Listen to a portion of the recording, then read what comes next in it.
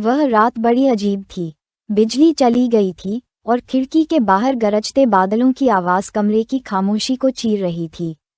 मोमबत्ती की रोशनी में बैठी नीरा पुराने लकड़ी के संदूक से कुछ ढूंढ रही थी।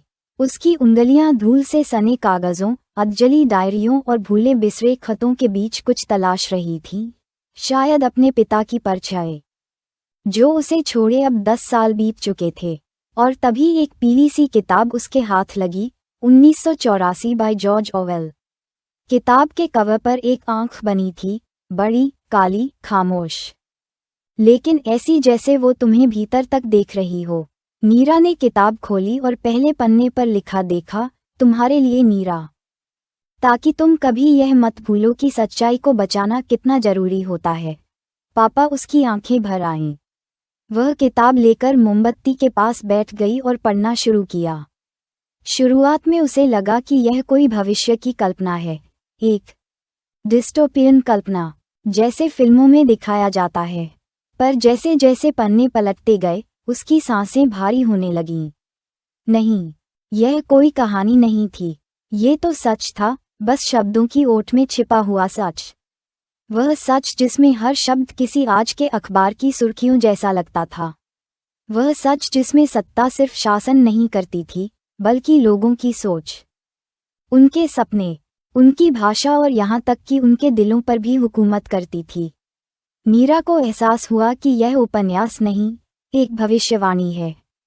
और वो भविष्य अब भविष्य नहीं रहा, वो हमारे आज में बदल चुका है। क्या ये संभव है कि कोई लेखक 1949 में बैठकर आज की दुनिया को इतना स्पष्ट रूप से देख ले?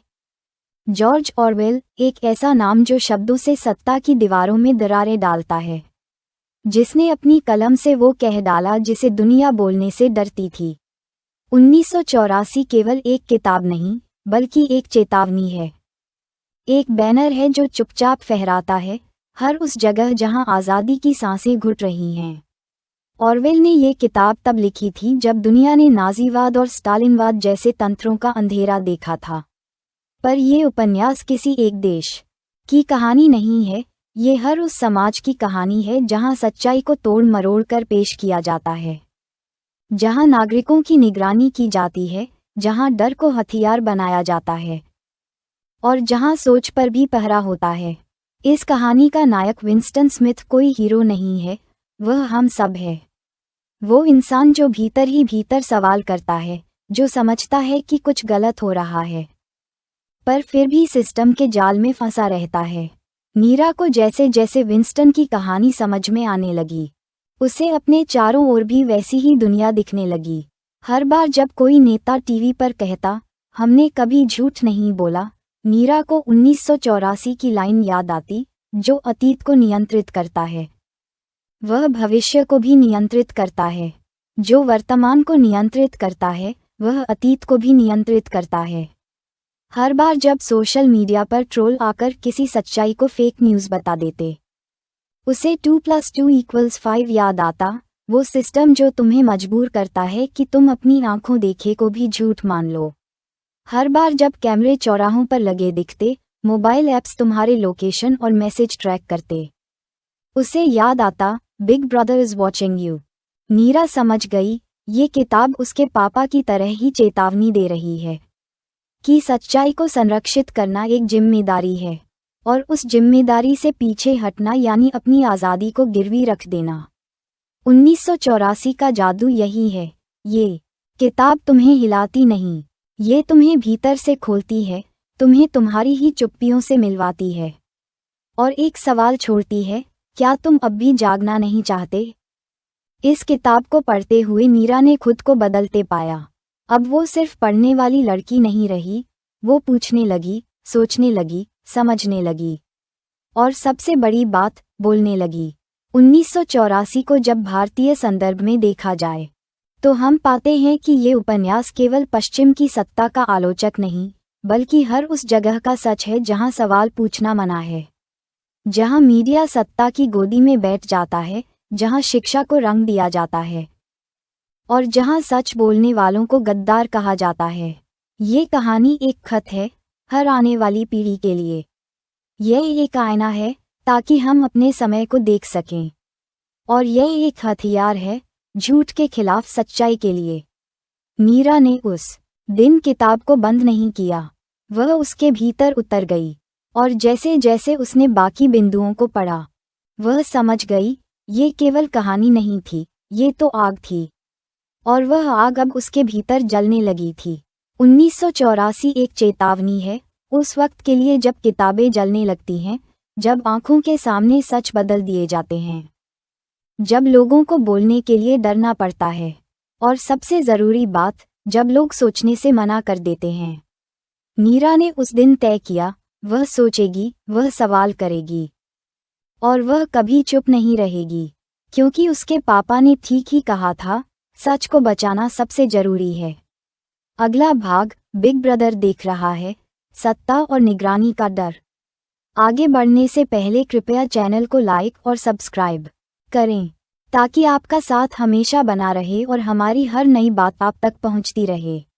राजू एक आम लड़का था। उत्तर प्रदेश के एक छोटे से कस्बे में पला बड़ा। उसके पापा सरकारी स्कूल में अध्यापक थे और माँ घर संभालती थीं। बचपन से ही वह थोड़ा जिज्ञासु था, अखबार पढ़ता था, रेडियो पर खबरें सुनता था और हर नई चीज के पीछे छिपे कारण को जानने की कोशिश करता था। लेकिन उसे कभी नहीं लगा था कि एक दिन वह अपनी ही आंखों से वो डर महसूस करेगा जो जॉर्ज ऑरवेल ने 1984 में लिखा था। कॉलेज में जब वह दिल्ली आया तो पहली बार उसकी दुनिया बदली। बड़े बड़े मॉल, मेट्रो और हर कोने पर सीसीटीवी कैमरे।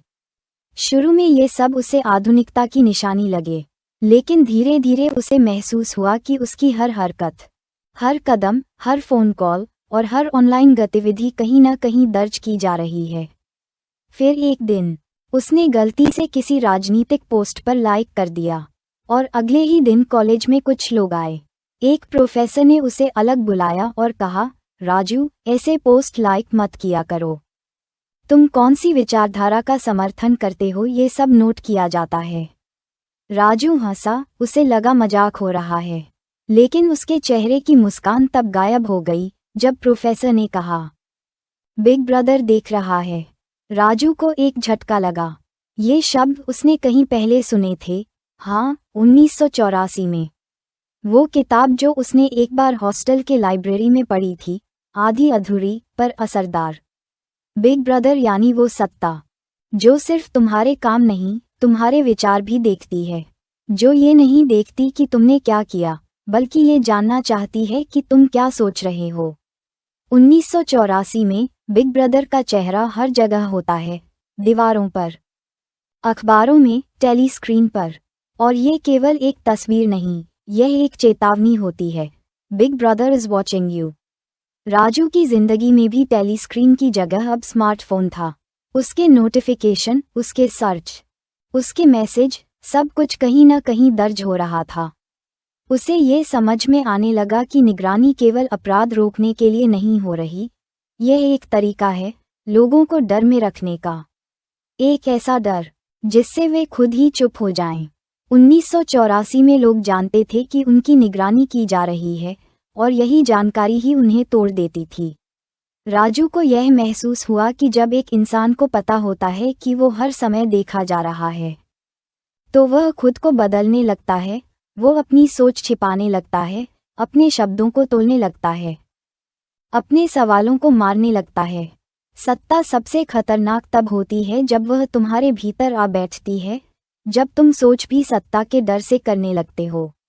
राजू ने देखा कि उसके दोस्त अब व्हाट्सएप पर भी बातें कोड में करने लगे हैं, मीम्स से संदेश देने लगे हैं और मजाक में गंभीर बातें कहने लगे हैं, जैसे हर कोई यह जानता हो कि कोई उन्हें देख रहा है, पर कोई इस पर खुलकर बात नहीं करता।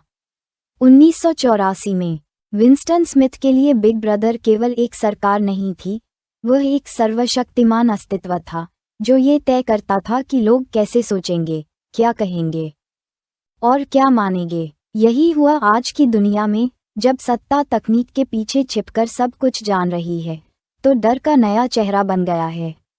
राजू ने जाना कि निगरानी केवल एक कैमरा नहीं है, यह एक मानसिक जेल है जिसमें लोग धीरे धीरे खुद को कैद कर लेते हैं। उन्हें लगता है कि वे आज़ाद हैं, पर असल में वे हर कदम सोच समझकर उठा रहे हैं, जैसे हर शब्द, हर हंसी, हर भावना को कोई नंबर दे रहा हो। बिग ब्रदर का मतलब है एक ऐसी सत्ता जो तुम्हें इतना डरा दे कि तुम विद्रोह तो दूर, सोचने से भी डरने लगो। भारत जैसे लोकतंत्र में भी जब पत्रकारों के फोन टैप होते हैं, जब एक्टिविस्टों की निगरानी होती है, जब सोशल मीडिया प्रोफाइल से किसी का करियर तय होता है, तब 1984 की छाया हमें छू जाती है। राजू अब पहले जैसा नहीं था। अब वह जानता था कि उसकी आज़ादी की सबसे बड़ी लड़ाई उसके विचारों की रक्षा करना है। वह अब हर डिलीट कर देने वाली सोच को लिख देने की हिम्मत में बदल रहा था। बिग ब्रदर तुम्हें देख रहा है, हाँ, लेकिन सवाल ये है कि क्या तुम खुद को देख रहे हो? क्या तुम अब भी वह सोच रहे हो जो सच है, या वह जो तुम्हें सोचने के लिए कहा जा रहा है? राजू ने एक दिन अपने कमरे की खिड़की से बाहर देखा, बारिश हो रही थी। पर उसे वो बारिश नहीं दिख रही थी, उसे वो चेहरा दिख रहा था जो हर दीवार पर बना था, वही बड़ी आंख, वही निगाह। और उसी पल उसने लिखा, मैं सोच रहा हूँ, मैं डर से बाहर निकल रहा हूँ। बिग ब्रदर अब भी देख रहा था, लेकिन पहली बार राजू की आंखों में डर नहीं था, वहाँ सवाल थे। सवाल जो एक सच्चे लोकतंत्र की नींव हैं। अब अगला भाग, विंस्टन स्मिथ, एक आम इंसान की असामान्य बेचैनी। रात के 2 बज रहे थे। शहर की गलियां सूनी थीं, पर खामोशी के भीतर भी कुछ था, जैसे हवा में कोई उथल पुथल चल रही हो। उस रात विनय अकेला अपने कमरे में बैठा था। कंप्यूटर पर खबरें पढ़ते पढ़ते उसकी आंखें थक चुकी थीं, पर मन बेचैन था। उसके भीतर कुछ था जो हिला रहा था, पर स्पष्ट नहीं हो रहा था। वह जानता था कि सब कुछ ठीक नहीं है, पर क्या ठीक नहीं है, ये कह पाना मुश्किल था। विनय एक औसत भारतीय युवक था, एक मल्टीनेशनल कंपनी में काम करता था, सोशल मीडिया पर सक्रिय था, देश दुनिया की खबरें पढ़ता था और खुद को बुद्धिजीवी मानता था। पर आज की रात कुछ अलग थी, जैसे कोई अदृश्य दीवार उसके विचारों के चारों ओर खड़ी हो रही थी। तभी उसे याद आया 1984 का वह किरदार, विंस्टन स्मिथ। उसे याद आया कि विंस्टन भी एक ऐसा ही आम आदमी था, अकेला, सोचता हुआ, भीतर से घुटता हुआ, और सच्चाई को पहचानने की कोशिश में लगा एक मामूली इंसान। विंस्टन स्मिथ की बेचैनी कोई वीरता की कहानी नहीं है, यह एक धीमी चुभन है जो धीरे धीरे आत्मा में घर कर जाती है। वह पार्टी का सदस्य था, नौकरी करता था, नियमों का पालन करता था, लेकिन भीतर ही भीतर वह जानता था कि कुछ तो बहुत गलत है। वह जानता था कि सरकार झूठ बोलती है, वह जानता था कि लोग डर में जी रहे हैं, वह जानता था कि इतिहास बदला जा रहा है, लेकिन सबसे महत्वपूर्ण बात, वह ये भी जानता था कि यह सब जानना ही अपराध है। विनय ने जैसे जैसे विंस्टन की कहानी दोबारा पढ़ी, उसे महसूस हुआ कि वह विंस्टन से कितना मिलता जुलता है। समाज में सही और गलत के बीच की रेखा इतनी धुंधली हो चुकी थी कि किसी को पता ही नहीं चल रहा था कि सच क्या है। विंस्टन का सबसे बड़ा संघर्ष था सच को पहचानने की कोशिश करना। जब पूरा समाज झूठ को सच मान चुका हो, वह जब अपनी डायरी में लिखता है, स्वतंत्रता ये कहने की स्वतंत्रता है कि 2 और 2 4 होते हैं, तब वह गणित नहीं, बल्कि अस्तित्व की बात कर रहा होता है। वह कह रहा होता है कि सच वही है जिसे हम महसूस करें, ना कि वो जिसे सत्ता हमें समझाए। विनय को यह वाक्य दिल में चुभने जैसा लगा। क्या हम भी आज वही कर रहे हैं? सोशल मीडिया पर जो ट्रेंड कर रहा है, वही मान रहे हैं? जो सरकार कहे, वही समझ रहे हैं? जो भीड़ बोले, उसी के सुर में बोल रहे हैं? विंस्टन की बेचैनी की जड़ में एक प्रेम था, सत्य से प्रेम। और जब वह जूलिया से मिलता है, तब पहली बार उसे लगता है कि वह अकेला नहीं है।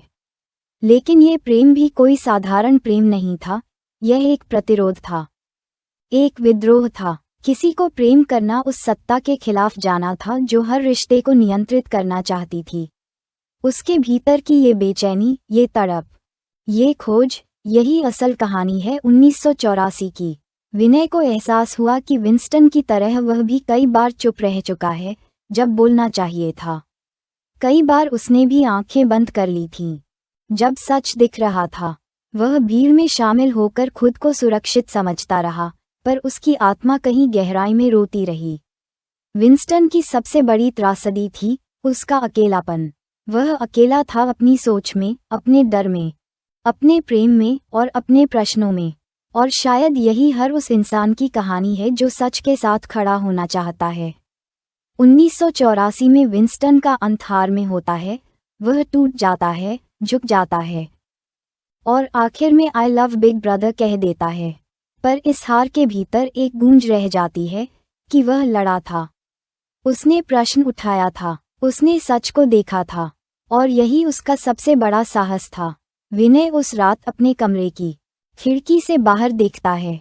सड़क पर सिर्फ एक स्ट्रीट लाइट जल रही है, लेकिन उसके भीतर एक और रोशनी जल उठी है। एक रोशनी जो विंस्टन की तरह उसे भी बेचैन कर रही है, लेकिन इस बार वह बेचैनी उसे जिंदा महसूस करा रही है। वह जानता है कि वह अकेला है, पर वह ये भी जानता है कि अकेलापन ही शुरुआत होती है बदलाव की। विंस्टन स्मिथ की कहानी कोई सुपरहीरो की गाथा नहीं है, ये हम सब की कहानी है। वह बेचैनी जो हर सुबह अखबार पढ़ते हुए होती है, वह चुभन जो किसी असत्य को देखकर होती है, वह घुटन जो किसी सच्चे सवाल को दबा देने से होती है, यही विंस्टन है। और जब तुम उस बेचैनी को पहचानते हो, तो समझो कि तुम भी इस कहानी का हिस्सा बन चुके हो। क्या तुम अपनी डायरी में लिख सकोगे 2 और 2 4 होते हैं? क्या तुम विंस्टन की तरह सोच सकोगे, भले ही दुनिया तुम्हें पागल कहे? क्योंकि अंत में इस उपन्यास की असली चेतावनी यही है, जब सच्चाई बोलना अपराध हो जाए, तो केवल अपराधी ही ईमानदार होते हैं। अब अगला भाग, डबल थिंक और न्यूज़स्पीक, भाषा से नियंत्रण का षड्यंत्र। वो शाम गर्मियों की थी, लेकिन हवा में कुछ अजीब सी ठंडक थी, जैसे कोई अदृश्य डर बह रहा हो। मुंबई की एक कैफे में बैठा आरव अपने लैपटॉप पर एक लेख लिख रहा था, हमारी आज़ादी पर खतरा। वह पत्रकार था, युवा और तेज दिमाग वाला, लेकिन आजकल हर शब्द सोच समझकर लिखता था। कहीं कोई ऐसा शब्द न छप जाए जो सरकार को असहज कर दे, या कोई ऐसा वाक्य न बन जाए जो उसे देशद्रोही घोषित कर दे। आरव ने देखा कि उसके पास बैठे 2 युवा आपस में बात कर रहे थे। एक कह रहा था, भाई ये तो नेगेटिव सोच है, देशभक्ति का यही समय है, तू सब पॉजिटिव सोच। दूसरा हंसते हुए बोला, सही कह रहा है, अज्ञान ताकत है यार। आरव के कान खड़े हो गए। उसने वो वाक्य सुना, अज्ञान ताकत है, और उसके भीतर 1984 की गूंज उठने लगी। उसे याद आया न्यूज़स्पीक, वो भाषा जो सत्ता ने तैयार की थी ताकि इंसान सोच ही न सके, और डबल थिंक, वो मानसिक तकनीक जिसमें एक ही वक्त पर 2 विरोधाभासी बातें सच मान ली जाती हैं। युद्ध शांति है, स्वतंत्रता गुलामी है, अज्ञान शक्ति है। आरव की उंगलियां रुक गईं। उसे समझ आ गया कि समस्या अब सिर्फ तथ्यों की नहीं रही, अब भाषा पर हमला हो चुका है। और जब भाषा पर हमला होता है, तो सोच पर भी पहरा लग जाता है। जॉर्ज ऑरवेल का 1984 बताता है कि अगर किसी समाज को वश में करना है, तो सबसे पहले उसकी भाषा बदलो। शब्दों के मायने बदलो, वाक्यों को उल्टा करो, भावनाओं को झूठे अर्थ दो, और फिर इंसान धीरे धीरे सोचने की क्षमता खो बैठता है। न्यूज़स्पीक एक ऐसी भाषा थी जिसमें आज़ादी जैसा शब्द ही नहीं था, विद्रोह के लिए कोई पर्याय नहीं था, और सच को अपराध से जोड़ा गया था। यह भाषा हर साल और संकुचित होती जा रही थी, ताकि सोचने की गुंजाइश ही न बचे। आरव ने सोचा, क्या आज की दुनिया में भी हम न्यूज़स्पीक बोल रहे हैं? जब दर्द को नेगेटिविटी कहा जाता है, असहमति को गद्दारी, सवाल को देशविरोध और सत्य को फेक न्यूज़, तो क्या हम उस भाषा में नहीं जी रहे जो सोच को मार रही है? आरव ने देखा, उसकी टेबल पर रखा अखबार भी उसी न्यूज़स्पीक का उदाहरण था। हेडलाइन में लिखा था, देश में आर्थिक उन्नति, बेरोजगारी मात्र भ्रम। क्या बेरोजगारी एक भ्रम हो सकती है? ये डबल थिंक था। डबल थिंक यानी 2 विरोधी विचारों को एक साथ सच मानना, और इसमें कोई विरोधाभास महसूस न करना। आरव ने 1984 में पढ़ा था कि सत्ता चाहती है कि इंसान यह मान ले कि 2 + 2 = 5। अगर पार्टी कहे तो यही डबल थिंक है, यथार्थ को झूठ मान लेना और झूठ को यथार्थ। वह समझ गया, ये लड़ाई अब केवल सड़कों पर नहीं, शब्दों के भीतर लड़ी जा रही है। और शब्दों की हार विचारों की हार है। आरव ने देखा कि आज का भारत भी धीरे धीरे डबल थिंक की भाषा में बोलने लगा है। जहां अभिव्यक्ति की आज़ादी है पर सीमित, जहां लोकतंत्र है पर बिना असहमति के, जहां शांति है पर हर रोज डर के साथ। उसने फिर याद किया जूलिया और विंस्टन की बातचीत, जब वो कहते हैं हमेशा से यही होता रहा है, शब्दों को बदल दो, सोच बदल जाएगी। और यही हो रहा था। सत्ता शब्दों के अर्थ बदल रही थी और लोग खुश थे क्योंकि उन्हें ये परिवर्तन सकारात्मक लग रहे थे। वे सोच नहीं पा रहे थे कि वे सोच ही नहीं पा रहे हैं। आरव की आंखें भर आईं। वह एक पत्रकार था, शब्द उसका अस्त्र थे। लेकिन जब शब्द ही खो जाएं, तो पत्रकार की आत्मा कैसे बचे? उसने तय किया, वह डरेगा नहीं। वह वही शब्द लिखेगा जो सच को बयान करें। वह आज़ादी शब्द को मिटने नहीं देगा। वह सवाल को अपराध नहीं बनने देगा। 1984 का सबसे बड़ा संदेश था, अगर शब्द नहीं बचे तो सच भी नहीं बचेगा। और अगर सच नहीं बचा तो इंसान केवल एक चलती फिरती मशीन बन जाएगा, बिना सोच, बिना आत्मा, बिना प्रेम। आरव ने अपना लेख फिर से शुरू किया, इस बार बिना किसी डर के। पहली लाइन उसने लिखी, 2 + 2 हमेशा 4 रहेगा, चाहे सत्ता कुछ भी कहे। अब अगला भाग, सत्य का विनाश। जो अतीत को नियंत्रित करता है वही भविष्य नियंत्रित करता है। वो एक सर्द सुबह थी। कोहरा फैला हुआ था, लेकिन मनु के भीतर का कोहरा उससे कहीं ज्यादा गहरा था। वह अपने दादा की पुरानी डायरी पढ़ रहा था। उसमें 1984 के दंगे, 1975 की इमरजेंसी और 1962 की चीन भारत युद्ध की कहानियां थीं। सब उसके दादा की आंखों देखी, दिल से लिखी यादें। लेकिन एक अजीब सी बात थी, जब मनु ने उन घटनाओं को इंटरनेट पर सर्च किया तो उसे कई चीजें वैसी नहीं मिलीं जैसी दादा की डायरी में लिखी थीं। उसने सरकारी वेबसाइट खोली, स्कूल की इतिहास की किताबें देखीं और न्यूज़ चैनलों की पुरानी रिपोर्टिंग देखी और पाया कि कई बातें या तो बदली गई हैं या पूरी तरह से मिटा दी गई हैं। उसके दिल में एक बेचैनी घर करने लगी। अगर इतिहास को बदला जा सकता है, तो क्या हम सच में जानते हैं कि क्या हुआ था? और तभी उसे याद आया जॉर्ज ऑरवेल का 1984। जो अतीत को नियंत्रित करता है, वह भविष्य को भी नियंत्रित करता है। जो वर्तमान को नियंत्रित करता है, वह अतीत को भी नियंत्रित करता है। यानी जो वर्तमान में सत्ता में है, वही यह तय करता है कि अतीत कैसा था। और जब अतीत को कोई बदल देता है, तो भविष्य कैसा होगा, ये भी वही तय करता है।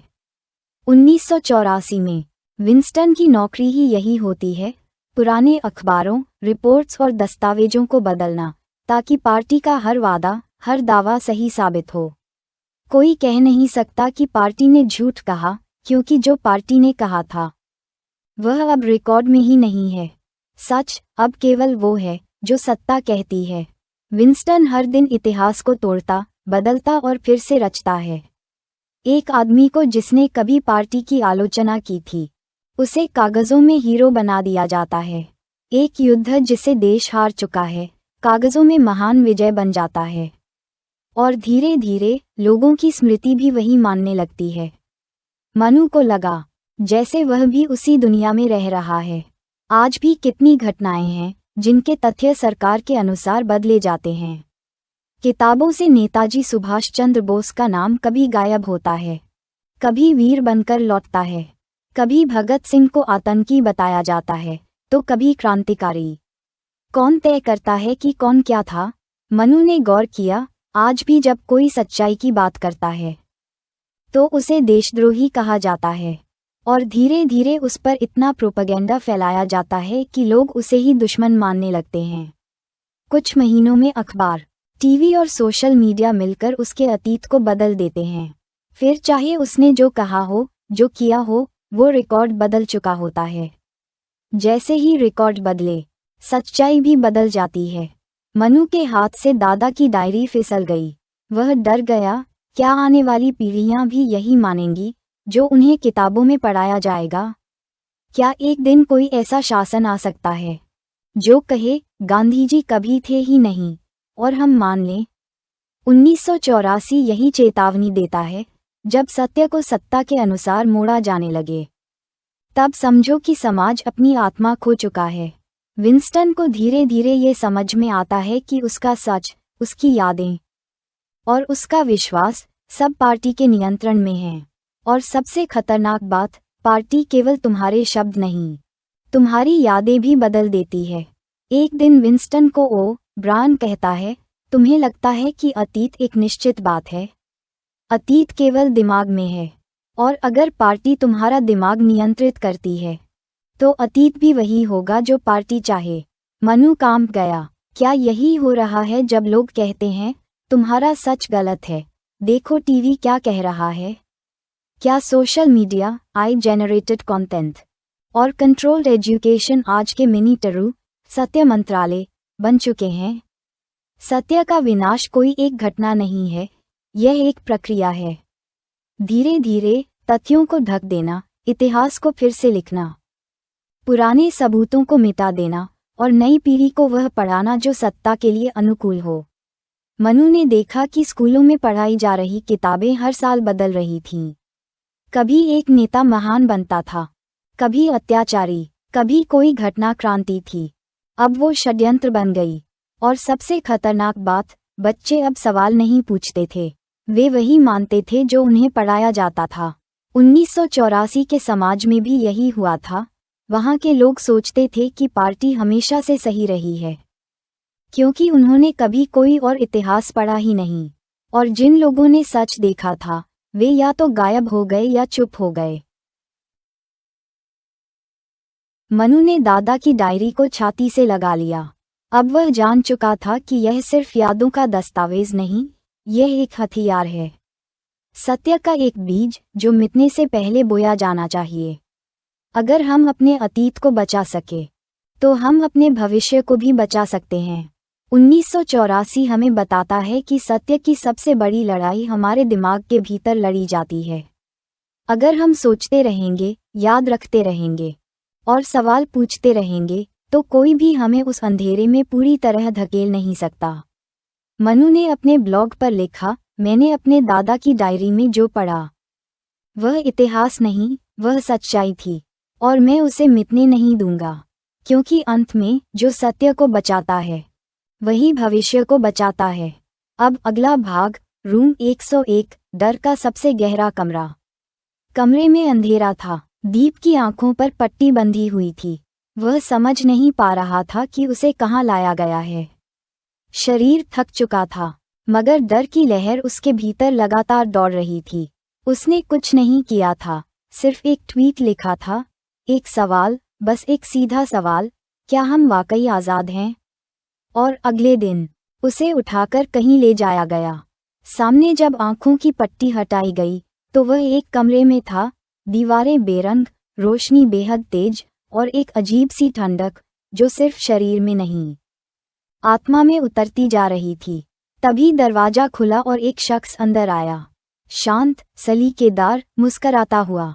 आपको पता है ये कौन सा कमरा है?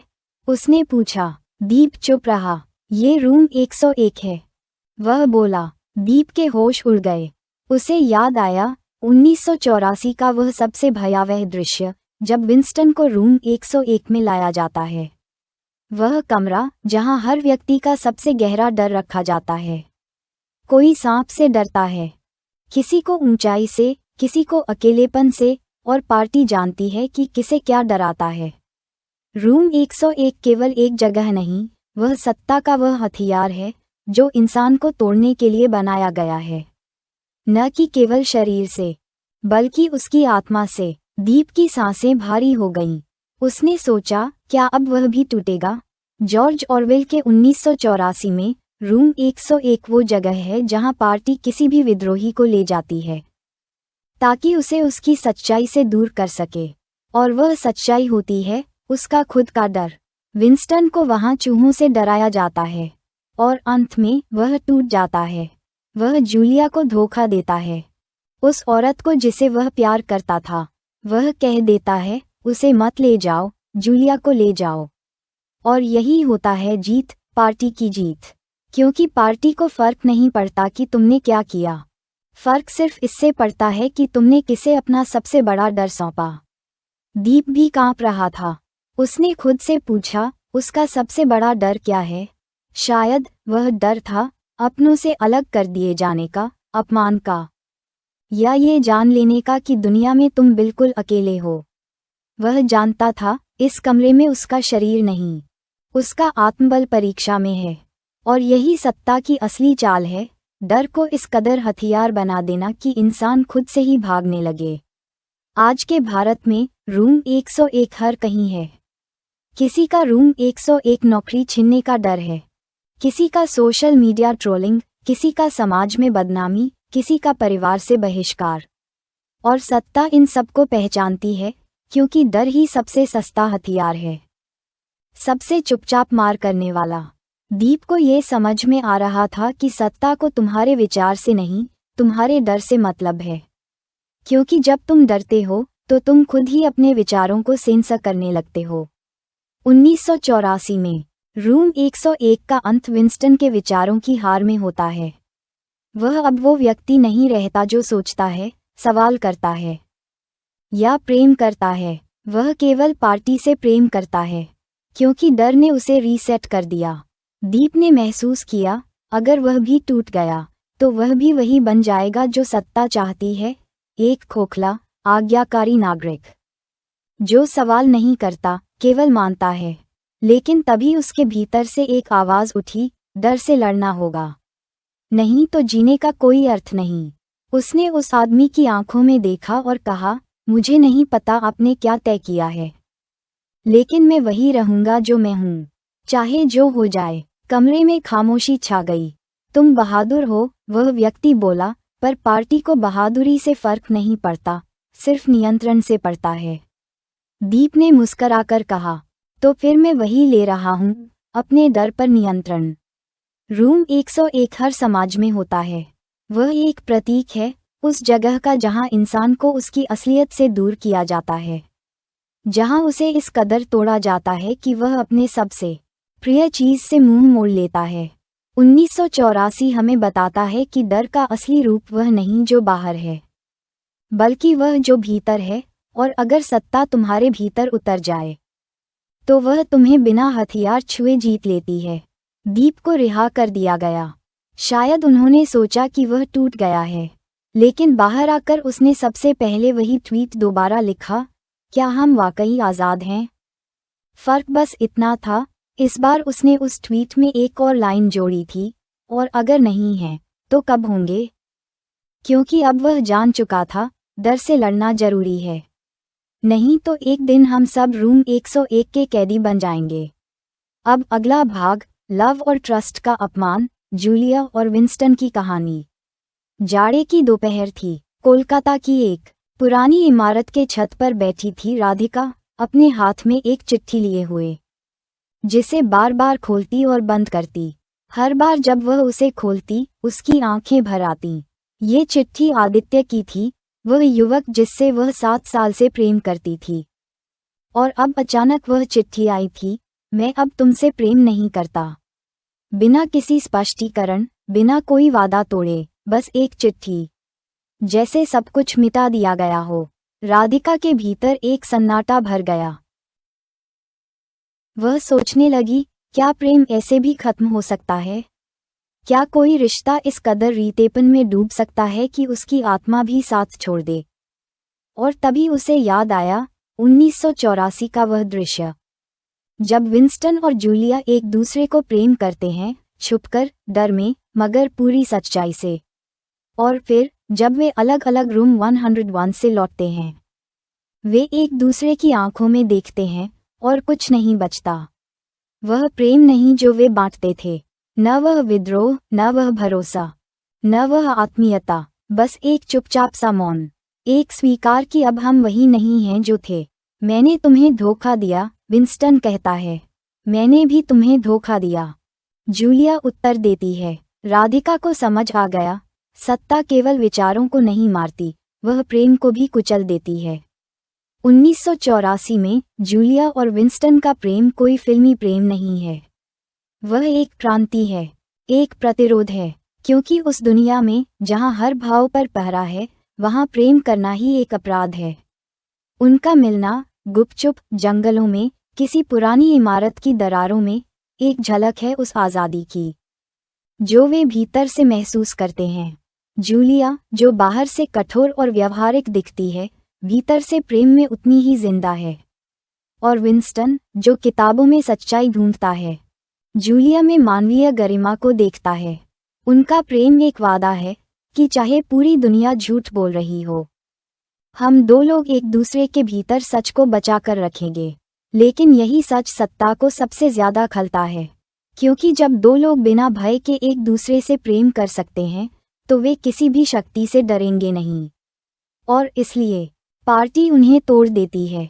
रूम 101 में विंस्टन को उसके सबसे गहरे डर से गुजारा जाता है और वह कह उठता है, जूलिया को ले जाओ। और यही क्षण है जहां प्रेम मर जाता है। जब कोई अपने प्रेम को बलि चढ़ा दे, सिर्फ इस डर से कि वह खुद टूट जाएगा, तब सत्ता जीत जाती है। राधिका ने चिट्ठी फिर से पढ़ी। उसे अब समझ आया कि आदित्य का प्रेम सच था, लेकिन शायद समाज, परिवार, भय और दबावों ने उसे उस रूम 101 से गुजारा, जहां वह प्रेम अब उसका नहीं रहा। शायद उसने भी किसी दिन कहा हो, मुझे बचा लो, राधिका को ले जाओ। और फिर वह लौट आया, बदलकर, ठंडा होकर, रीता होकर। 1984 का ये प्रेम कहानी नहीं, चेतावनी है। जब सत्ता चाहती है कि कोई न किसी से प्यार करे, न विश्वास रखे, न रिश्ते बनाए, तब वो तुम्हें अकेला कर देती है। और जब तुम अकेले होते हो, तब तुम सबसे आसान शिकार बनते हो। विंस्टन और जूलिया की हार केवल उनकी हार नहीं, वह पूरे समाज की हार है। वह उस विचार की हार है कि इंसान के भीतर भावनाएं अनंत और अटूट होती हैं। राधिका ने आंसू पोंछे और मुस्कुराई। उसने चिट्ठी को जला दिया, लेकिन आदित्य के प्रेम को नहीं। उसने सोचा, मैं नहीं टूटूंगी। मैं विंस्टन की तरह नहीं कहूंगी, मैंने तुम्हें धोखा दिया। मैं कहूंगी, मैंने प्रेम किया था और मैं अब भी करती हूँ, क्योंकि यही मेरा प्रतिरोध है, यही मेरी जीत। 1984 हमें बताता है कि अगर तुम्हारे भीतर प्रेम अब भी जिंदा है, अगर तुम अब भी किसी पर भरोसा कर सकते हो, तो तुम अब भी इंसान हो। और एक इंसान किसी भी सत्ता से बड़ा होता है। अब अगला भाग, पार्टी का मकसद, शक्ति के लिए शक्ति। बिहार के दरभंगा जिले में एक गांव था, सुनसान, शांत, लेकिन भीतर से घुटा हुआ। वहां के बुजुर्ग कहते थे कि अब लोग पहले जैसे नहीं रहे, अब सब बदल गया है। पर किसने बदला, कैसे बदला, यह कोई नहीं जानता था। बस इतना तय था कि जो सत्ता में है, वही भगवान है, वही सच है। इसी गांव में एक लड़का था, अर्जुन। पढ़ने लिखने में तेज, लेकिन सवाल पूछने में और भी तेज। उसे गांव के स्कूल की किताबों से कभी संतोष नहीं होता था। वह चाहता था कि वह जाने, सत्ता क्या होती है, नेता क्यों सत्ता में बने रहना चाहते हैं, क्या सत्ता का मकसद सेवा है या कुछ और। एक दिन वह शहर के कॉलेज में गया। वहां उसकी मुलाकात एक पुराने प्रोफेसर से हुई, जो चुप रहते थे पर गहराई से सोचते थे। अर्जुन ने उनसे पूछा, सर, आखिर सत्ता चाहती क्या है। प्रोफेसर मुस्कराए और धीरे से बोले, 1984 पढ़ी है। अर्जुन बोला, हाँ विंस्टन, बिग ब्रदर, रूम 101, सब याद है।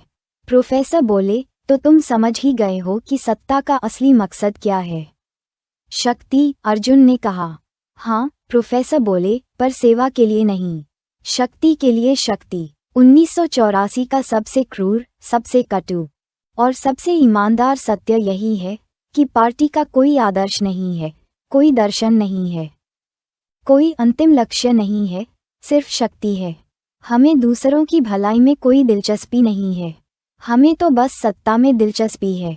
यह वो वाक्य है जो पार्टी के अधिकारी ओ ब्रायन विंस्टन से कहता है, जब वह उसे तोड़ चुका होता है। वो शक्ति जो किसी को उठाकर गायब कर सकती है, वो शक्ति जो इतिहास को बदल सकती है, वो शक्ति जो लोगों के मन को पढ़ सकती है और चाहे तो मिटा भी सकती है।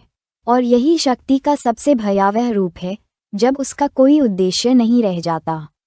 अर्जुन सोच में पड़ गया, क्या हमारे देश में भी यही हो रहा है? क्या जब नेता जनहित के नाम पर कानून बनाते हैं और फिर उन्हीं कानूनों से जनता की आवाज़ दबाते हैं, तो क्या वह भी सिर्फ शक्ति के लिए शक्ति नहीं? क्या जब कोई सरकार अपने आलोचकों को देशद्रोही कहती है, जब सोशल मीडिया को नियंत्रित किया जाता है, जब पत्रकारों को धमकाया जाता है, तब वह सेवा कर रही है या अपनी शक्ति का विस्तार? 1984 में पार्टी लोगों से सिर्फ आज़ादी नहीं छीनती, वह चाहती है कि लोग शक्ति को ही प्रेम करने लगें। ब्रायन विंस्टन से कहता है, सत्ता कोई साधन नहीं है, यह एक साध्य है। कोई क्रांति की रक्षा के लिए तानाशाही स्थापित नहीं करता, कोई तानाशाही स्थापित करने के लिए क्रांति करता है। यानी तानाशाही क्रांति के लिए नहीं बनती, क्रांति की योजना ही तानाशाही के लिए बनाई जाती है। शक्ति सिर्फ इसलिए चाहिए कि हर किसी को झुकाया जा सके, और जब सब झुक जाएं, तो भी सत्ता का काम खत्म नहीं होता। तब वह देखती है कि कोई झुका तो नहीं उठ गया, इसलिए वह बार बार डर फैलाती है, निगरानी करती है और सबसे ज्यादा सोचने पर रोक लगाती है। अर्जुन अब समझ गया था, जब कोई सत्ता इतनी दूर चली जाती है कि उसे खुद ही नहीं पता कि वह क्यों कर रही है, तो वह खतरनाक होती है। वह सिर्फ इसलिए करती है क्योंकि वह कर सकती है। जैसे कोई बच्चा चींटी को सिर्फ इसलिए मार दे क्योंकि वह बड़ा है। और यही उस पार्टी की विचारधारा थी। 1984 की सत्ता इंसानों से भावनाएं छीनना चाहती है। वह चाहती है कि कोई किसी से प्रेम न करे, कोई दोस्ती न रखे, कोई परिवार के लिए न रोए, क्योंकि जब किसी के भीतर कोई जुड़ाव नहीं बचता तो वह पूरी तरह सत्ता का हो जाता है। अर्जुन ने गांव लौटकर स्कूल में एक भाषण दिया। उसने कहा, जब सत्ता सिर्फ इसलिए सत्ता में रहे क्योंकि उसे डर लगता है कि लोग सवाल न पूछ लें, तब वो सत्ता नहीं, एक जहर है, और जहर से कभी भला नहीं होता।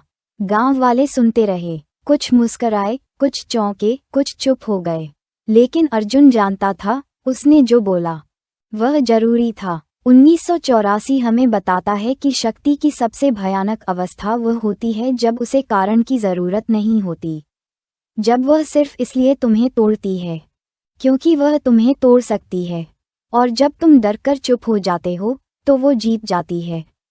लेकिन अगर तुम फिर भी सोचते हो, फिर भी प्रेम करते हो, फिर भी सच्चाई से जुड़े रहते हो, तो वो सत्ता नहीं, तुम विजेता हो। अब अगला भाग, ब्रेन वॉश और विचार नियंत्रण।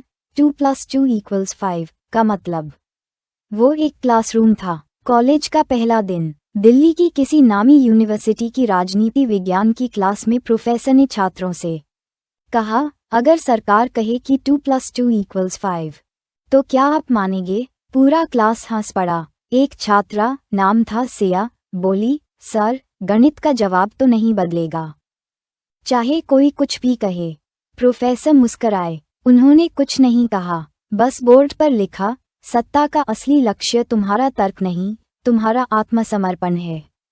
उस दिन सिया को तो कुछ खास महसूस नहीं हुआ, लेकिन जैसे जैसे साल बीतते गए, उसे ये वाक्य पीछा करने लगा। उसने देखा कैसे टीवी पर झूठ को बार बार दोहराया जाता है और लोग धीरे धीरे उसे सच मानने लगते हैं। कैसे अखबार हर दिन एक नया दुश्मन गढ़ते हैं, कभी धर्म के नाम पर, कभी देशभक्ति के, और कैसे स्कूलों की किताबें हर 5 साल में इतिहास बदल देती हैं। उसे लगने लगा, शायद प्रोफेसर सच ही कह रहे थे। जॉर्ज ऑरवेल के 1984 में जब विंस्टन से कहा जाता है कि 2+2=5, तो यह कोई गणितीय सवाल नहीं है, यह इंसान की मानसिक स्वतंत्रता का सबसे कड़वा इम्तिहान है।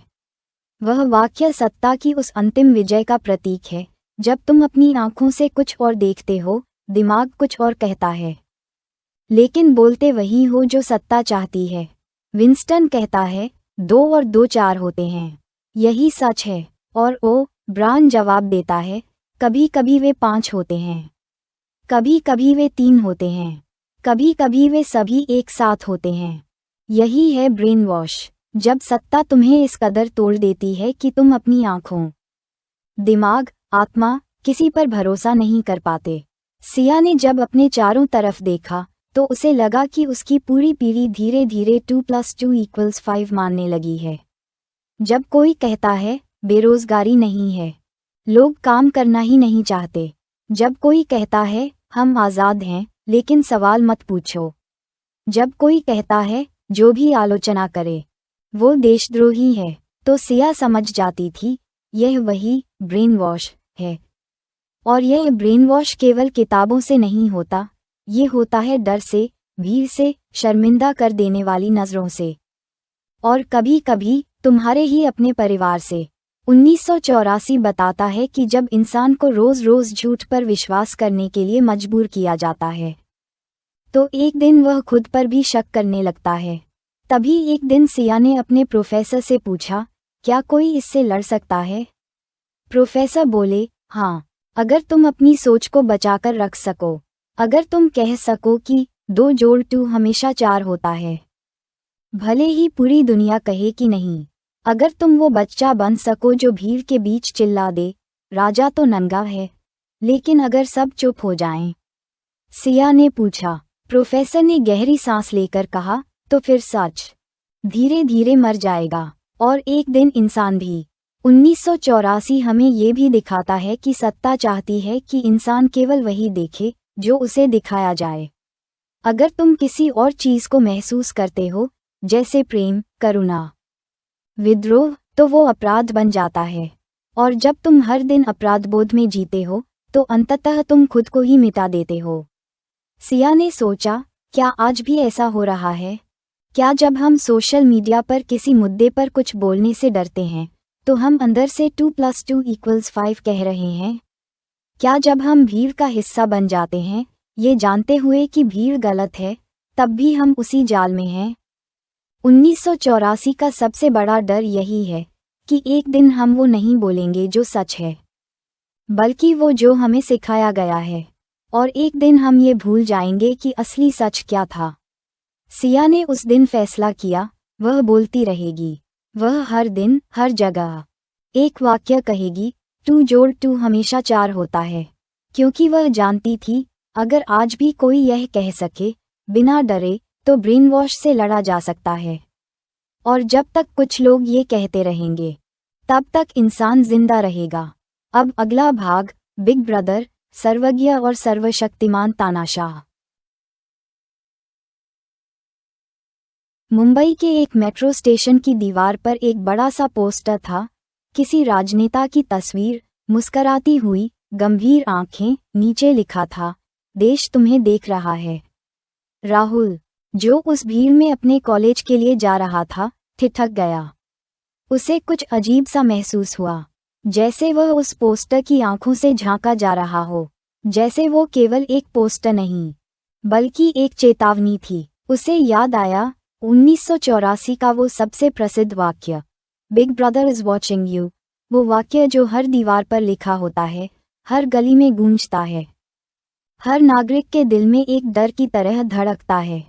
बिग ब्रदर, एक चेहरा, एक प्रतीक, एक सर्वज्ञ सत्ता। उसकी आंखें हर जगह हैं, उसकी नज़रें केवल देखने के लिए नहीं, सोच को पढ़ने के लिए होती हैं। वह कोई जीवित इंसान नहीं, वह एक विचार है, वह डर है, वह भरोसे की वह हत्या है जो इंसान को अपने ही भीतर पर संदेह करना सिखाती है। 1984 की दुनिया में कोई यह नहीं जानता कि बिग ब्रदर वाकई में है भी या नहीं, कोई यह नहीं जानता कि वह कभी था भी या नहीं, पर हर कोई मानता है कि वह है, क्योंकि उसके होने का असली उद्देश्य उसका होना नहीं बल्कि उसका डर होना है। राहुल को समझ आ गया, ये डर एक विचारधारा है, एक रचना है जिसे टीवी, अखबार, स्कूल, सोशल मीडिया सब मिलकर बनाते हैं। बिग ब्रदर कोई इंसान नहीं, वह सिस्टम है जो तुम्हें चुप रहने की ट्रेनिंग देता है। जब तुम फेसबुक पर कुछ पोस्ट करने से डरते हो, जब तुम दोस्तों के बीच राजनीतिक चर्चा से कतराते हो, जब तुम सच्चाई कहने के लिए शब्दों को तोलते हो, तो समझ लो कि बिग ब्रदर तुम्हारे भीतर बैठ चुका है। बिग ब्रदर सत्ता की वह अंतिम अवस्था है जहां लोगों को किसी नियम से नहीं बल्कि उनके ही मन से नियंत्रित किया जाता है। 1984 में बच्चे अपने माँ बाप पर जासूसी करते हैं, लोग अपने ही दोस्तों से डरते हैं और हर कोई एक चीज जानता है कि कोई उन्हें देख रहा है। और यही उस सत्ता की असली ताकत है, जब डर इतना गहरा हो जाए कि निगरानी की जरूरत भी न रहे। बिग ब्रदर केवल यह नहीं चाहता कि तुम उसकी बात मानो, वह ये चाहता है कि तुम उससे प्रेम करो।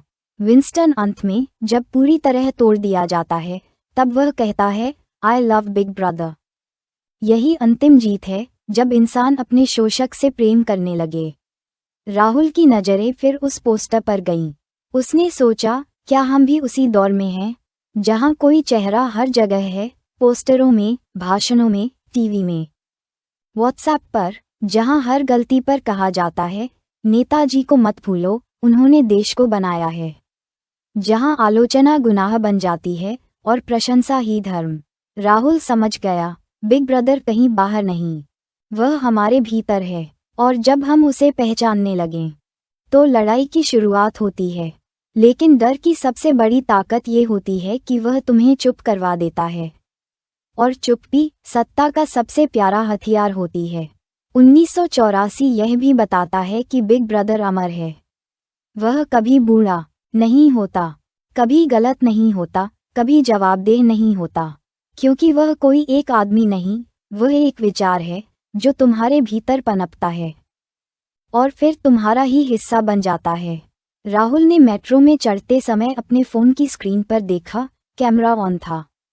उसने फोन रखा, सिर उठाया और खुद से कहा, मैं अभी भी खुद को देख रहा हूँ, और जब तक मैं खुद को देखता रहूंगा, तब तक बिग ब्रदर मेरा मालिक नहीं बन सकता। अब अगला भाग, मिनिस्ट्री ऑफ ट्रुथ, झूठ का आधिकारिक संस्थान। राजस्थान के एक छोटे से कस्बे में एक लड़का था, नाम था मानव। वो सरकारी प्रेस में काम करता था, सरकारी खबरें छापने वाले विभाग में। उसे काम मिला था हर दिन प्रेस नोट्स को जांचना, संपादित करना और प्रकाशित करना। शुरुआत में उसे लगा ये बहुत सम्मानजनक काम है, लेकिन कुछ महीनों के भीतर ही उसे एहसास हुआ कि वह जो लिख रहा है वह सच नहीं, बल्कि सच जैसा झूठ है। हर खबर को इस तरह घुमा दिया जाता कि जनता को लगे कि सरकार महान है, हर फैसला सही है, हर गलती दरअसल एक योजना है, और हर विरोधी एक दुश्मन। उसने एक दिन साहस कर पूछा, सर, ये तो हुआ ही नहीं, तो हम ऐसा क्यों छापें? जवाब आया, क्योंकि जो छपा है वही सच है। उस दिन मानव को ऐसा लगा जैसे उसके हाथ से कलम नहीं, किसी की आत्मा छीनी जा रही हो, और उसे याद आया 1984 की मिनिस्ट्री ऑफ ट्रूथ, सच का नहीं, झूठ का मंत्रालय। विंस्टन स्मिथ उस मंत्रालय में काम करता है। उसका काम है पुराने अखबारों को बदलना, इतिहास में बदलाव करना, रिकॉर्ड से लोगों को मिटा देना और नए तथ्यों को सत्य की तरह पेश करना। मगर ये सब इतने व्यवस्थित तरीके से होता है कि कोई यह सोच भी नहीं सकता कि कुछ बदला गया है, क्योंकि जब सब कुछ हर दिन बदल रहा हो, तो कौन याद रखेगा कि सच क्या था? और जो याद रखेगा वही अपराधी बन जाएगा। मिनिस्ट्री ऑफ ट्रूथ दरअसल वह संस्था है जो इस विचार पर काम करती है कि जो कुछ भी जनता को बताया जाए वही सच है, भले ही वह झूठ हो। मानव को समझ आ गया कि वह भी अब उसी दुनिया में जी रहा है, बस नाम अलग है, देश अलग है, पर झूठ का तंत्र वही है। हर दिन न्यूज़ चैनल कहते हैं जीडीपी बढ़ रही है, जबकि बाजार सूना है। हर भाषण कहता है हम आत्मनिर्भर हो गए हैं, जबकि विदेशी कर्ज चढ़ा हुआ है। हर अखबार लिखता है रोजगार बढ़ा, लेकिन गांव में हर तीसरा नौजवान खाली बैठा है। सच क्या है, ये जानने के लिए अब किसी के पास न समय है, न ताकत, न साहस। 1984 में मिनिस्ट्री ऑफ ट्रूथ को संक्षेप में कहते हैं मिनी ट्रू, और यह सिर्फ इमारत नहीं, विचारधारा है, जिसमें पत्रकार, इतिहासकार, शिक्षक, कवि सब सत्ता की भाषा बोलते हैं, और जो नहीं बोलते उन्हें मिटा दिया जाता है, कभी शारीरिक रूप से, कभी सामाजिक रूप से। मानव ने देखा कि उसके प्रेस में जो सच्ची खबरें आती थीं, जैसे किसानों की आत्महत्याएं, बेरोजगारी की मार, महिलाओं की असुरक्षा, उन्हें या तो दबा दिया जाता या फिर रचनात्मक भाषा में ढाल दिया जाता। किसान की मृत्यु बन जाता था, अकाल से प्रेरित आत्मशक्ति का संघर्ष बेरोजगारी बनती थी, स्वरोजगार की नई संभावनाएं यानी झूठ अब कविता की शक्ल में आता है। 1984 यही दिखाता है, झूठ अब जोर जबरदस्ती से नहीं थोपा जाता, बल्कि सुंदर शब्दों में लपेट कर दिया जाता है। क्योंकि जब झूठ को सौंदर्य और देशभक्ति से मिला दिया जाए, तब वह और भी खतरनाक हो जाता है। मानव एक दिन खुद को आईने में देख रहा था। उसने सोचा, क्या मैं अब सिर्फ एक टाइपिस्ट हूँ या सत्ता का एक यंत्र? उसके भीतर की आत्मा रो रही थी, क्योंकि वो जानता था जब सच को बार बार मारा जाता है तब वो मरने नहीं जाता, वह चुप हो जाता है, और चुप सच सबसे गहरी चीख बन जाता है। मानव ने एक रात गुपचुप एक ब्लॉग बनाया जिसमें उसने वही सच लिखा जो वह हर दिन छुपाता था। नाम रखा मिनी ट्रू की असली डायरी। वो जानता था कि वह पकड़ा जा सकता है, लेकिन उसने लिखा, मैं सच को मरने नहीं दूंगा, क्योंकि जब मिनिस्ट्री ऑफ ट्रूथ जिंदा हो जाती है तब इंसानियत मर जाती है। 1984 हमें बताता है कि झूठ जब संगठित रूप में परोसा जाए और लोग उसे आंख मूंद कर स्वीकार करें, तब वो झूठ नहीं रह जाता, वो समाज की नई चेतना बन जाता है। और तब कोई तुम्हें सजा नहीं देता, क्योंकि अब तुम खुद ही अपने अंदर जेल बना चुके होते हो। मानव अब रोज अपने ब्लॉग पर एक लाइन लिखता है, सच कभी मिनिस्ट्री से नहीं आता, वह हमेशा डर के पीछे छिपा होता है, और जब कोई उसे बुलाता है वह धीरे से बाहर आता है। अब अगला भाग, टेक्नोलॉजी और सर्विलांस, टेलीस्क्रीन का आतंक। दिल्ली की एक चमकती हुई हाई राइज बिल्डिंग में बैठी थी एक लड़की, आर्या। उसका कमरा सुंदर था, दीवार पर म्यूजिक पोस्टर, टेबल पर लैपटॉप और कोने में एक अलेक्सा।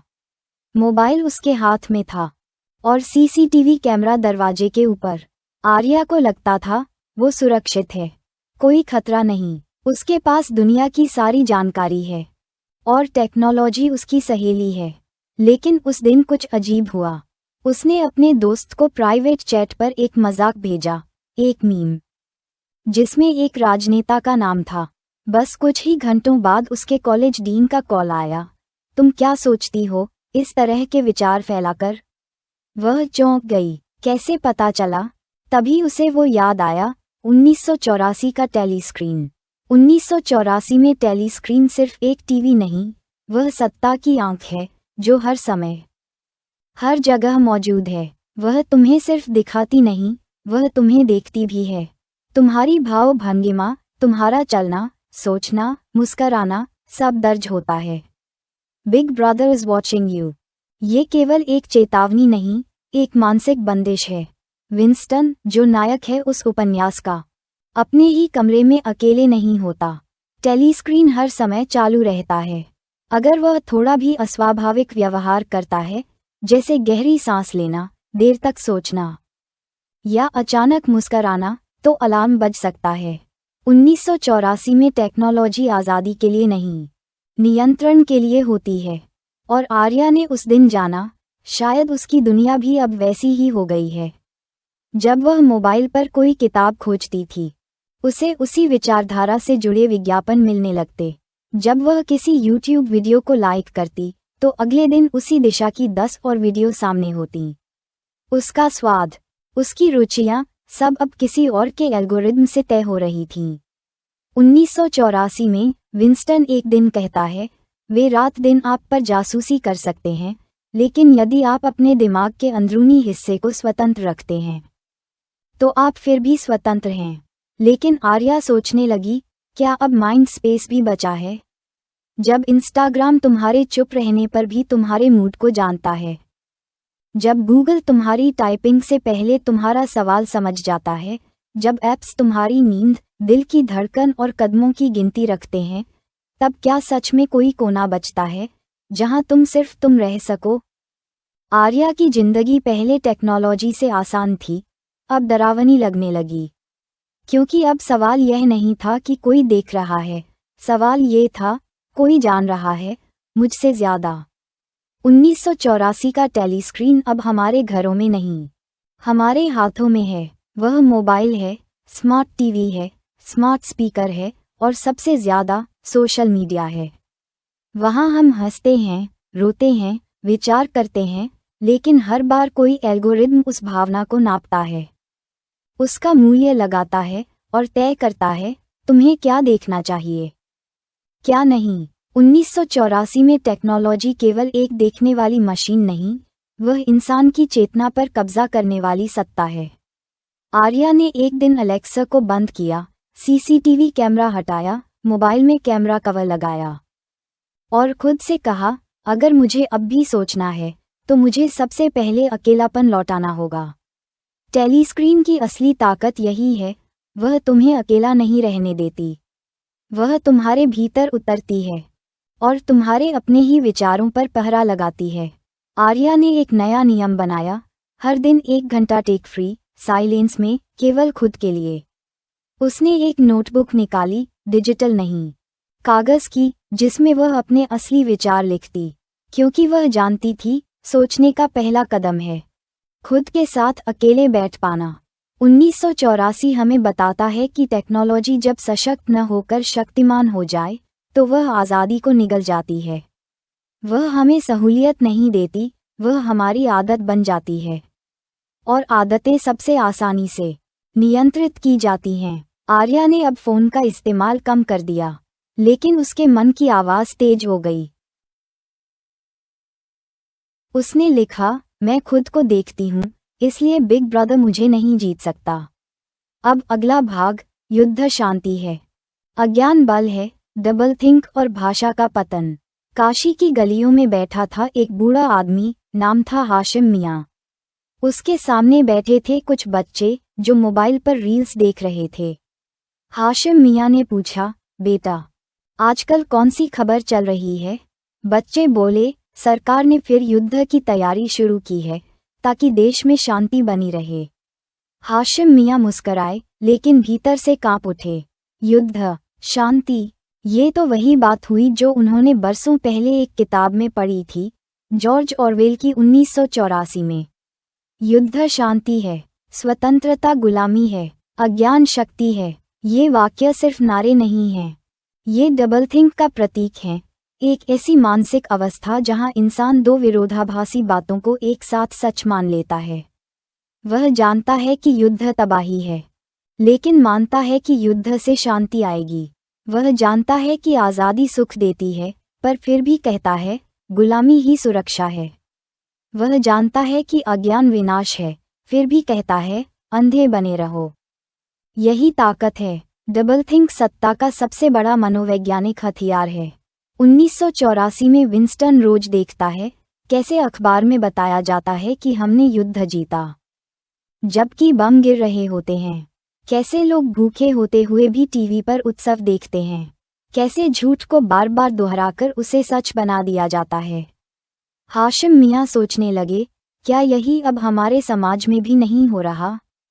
जब कोई टीवी चैनल दिन रात युद्ध की बातें करता है, पर कहता है, हम तो केवल शांति के लिए बोल रहे हैं। जब कोई नेता कहता है, हम आपकी आज़ादी सीमित कर रहे हैं ताकि आप सुरक्षित रहें। जब कोई कहता है, ज्ञान से सवाल उठते हैं, सवाल देशद्रोह है, इसलिए अज्ञान ही अच्छा है, तब समझो डबल थिंक शुरू हो चुका है। इस बीमारी का सबसे पहला शिकार होती है भाषा। 1984 की सत्ता जानती है कि अगर शब्दों का अर्थ ही बदल दिया जाए तो इंसान कभी सोच ही नहीं पाएगा, और इसलिए वहाँ एक पूरी नई भाषा गढ़ी जाती है, न्यूज़स्पीक।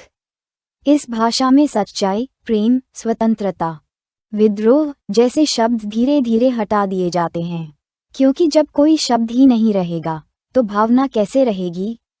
जब कोई स्वतंत्रता का अर्थ ही भूल जाएगा, तब वो आज़ादी के लिए लड़ने का सपना कैसे देखेगा?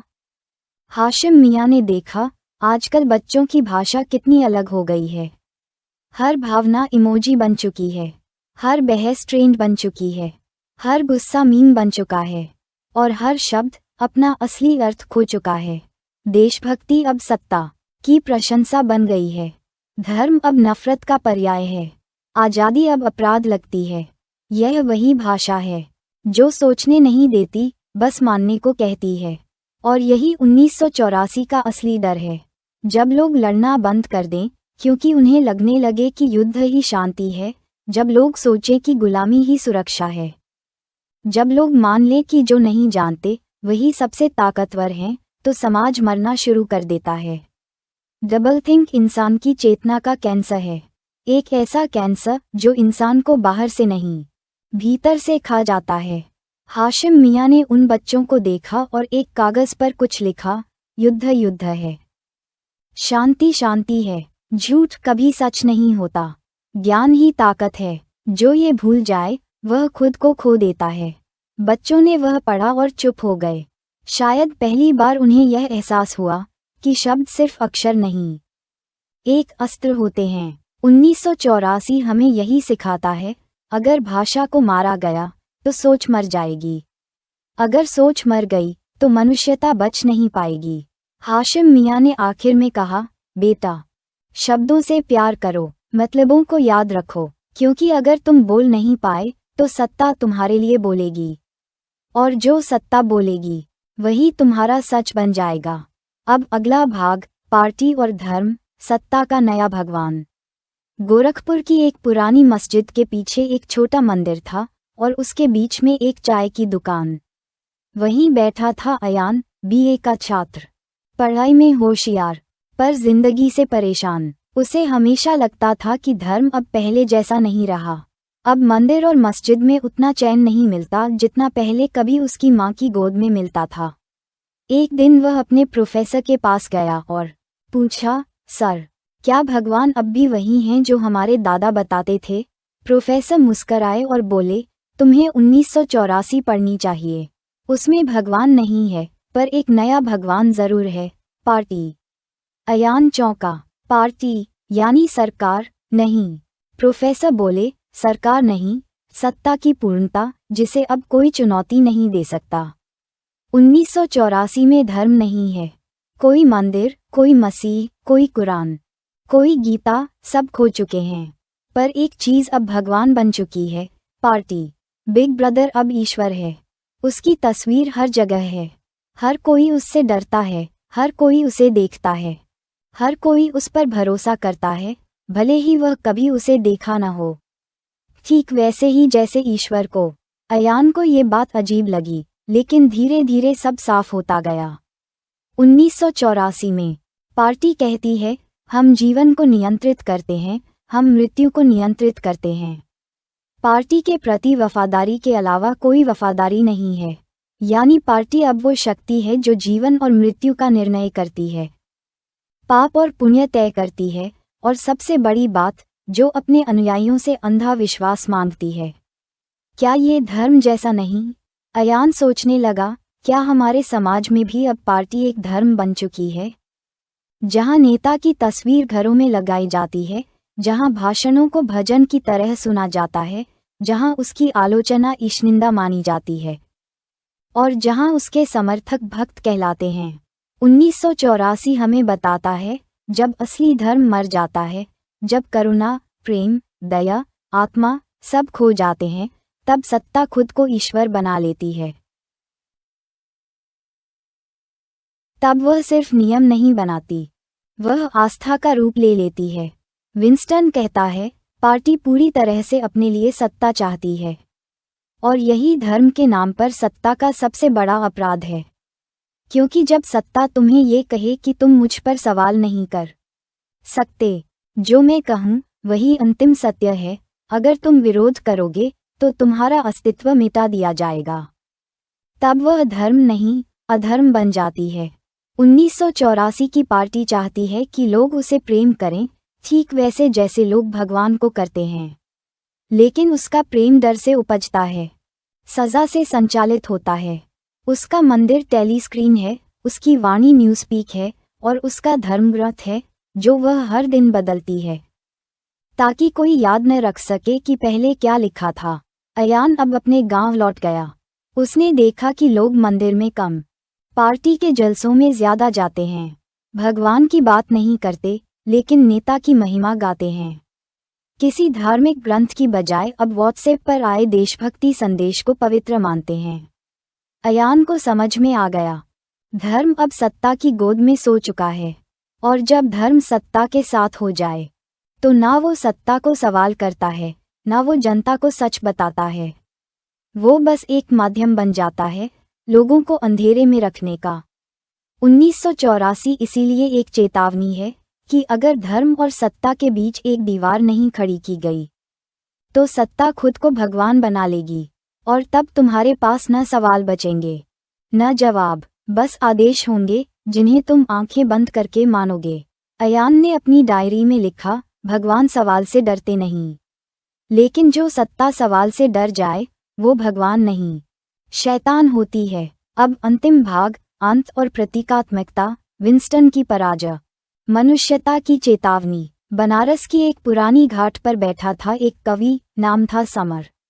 उसके पास एक किताब थी, जॉर्ज ऑरवेल की 1984। सूरज डूब रहा था और गंगा की लहरें जैसे धीरे धीरे कुछ कह रही थीं, कुछ खो जाने की, मिट जाने की, लेकिन फिर भी बचे रहने की। समर किताब के अंतिम पन्नों तक पहुंच चुका था और वहां वह पढ़ रहा था विंस्टन की हार। लेकिन ये हार कोई सामान्य पराजय नहीं थी, यह वह हार थी जो इंसान को भीतर से खाली कर देती है, जिसमें न खून बहता है न तलवारें चलती हैं, सिर्फ सोच मर जाती है। विंस्टन, जो एक समय में पार्टी के खिलाफ सोचता था, प्यार करता था, सपने देखता था, वह अब पूरी तरह पार्टी का बन चुका है। उसे जूलिया से प्रेम था, वह प्रेम अब स्मृति बन गया है। उसे अपने भीतर सच्चाई की लौ थी, वह बुझा दी गई है। अब वह सिर्फ एक बात कहता है, आई लव बिग ब्रदर, यानी सत्ता ने उसकी आत्मा को मिटा दिया। अब वह शरीर है, चेहरा है, मुस्कुराहट है, लेकिन इंसान नहीं।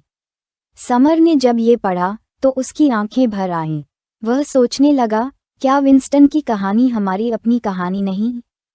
हम भी कभी सच्चाई के लिए लड़ते हैं, कभी प्रेम में पड़ते हैं, विद्रोह करते हैं, सवाल पूछते हैं, लेकिन फिर धीरे धीरे हमें समाज, डर, कानून, धर्म, मीडिया सब ऐसे मोड़ते हैं कि हम भी एक दिन कहने लगते हैं, आई लव बिग ब्रदर। 1984 का अंत वह चुप्पी है जो भीतर तक तोड़ देती है। जब पाठक को लगता है कि अब कुछ नहीं बचा, न न्याय, न प्रेम, न सच्चाई। विंस्टन की पराजय दरअसल हमारी चेतावनी है कि अगर हम चुप हो गए तो एक दिन हमारी आत्मा भी विंस्टन की तरह समर्पण कर देगी। कि अगर हमने सोचना छोड़ दिया तो सोचने की ताकत भी छीन ली जाएगी। कि अगर हमने सिर्फ जीने के लिए जीना सीखा तो एक दिन जीना भी गुलामी बन जाएगा। 1984 का अंत यह नहीं कहता कि इंसान हार गया, वह कहता है कि इंसान तब हारता है जब वह उम्मीद छोड़ देता है। विंस्टन ने उम्मीद छोड़ दी, वह जूलिया को भूल गया, वह खुद से डर गया और वह सच्चाई से मुंह मोड़ गया। लेकिन समर, घाट पर बैठा कवि, सोचता है, क्या मैं विंस्टन जैसा बनूंगा?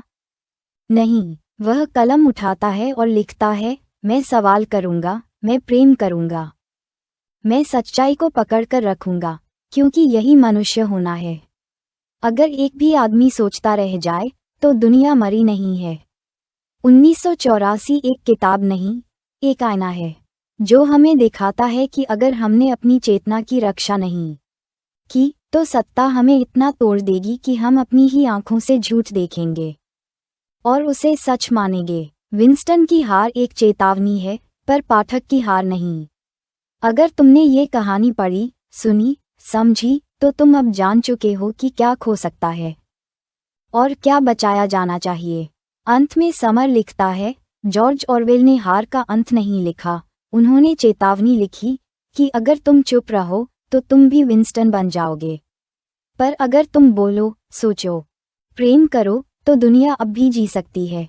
और जब आखिरी पन्ना बंद होता है तो कहीं भीतर एक आवाज़ गूंजती है, big brother is watching you. पर अब तुम मुस्कराते हो क्योंकि तुम जानते हो कि तुम अब भी खुद को देख सकते हो। यही जीत है। धन्यवाद। यदि आप हमारी मेहनत की सराहना करते हैं तो कृपया इस पोस्ट को लाइक और शेयर करें और हमारे इस चैनल को सब्सक्राइब करें।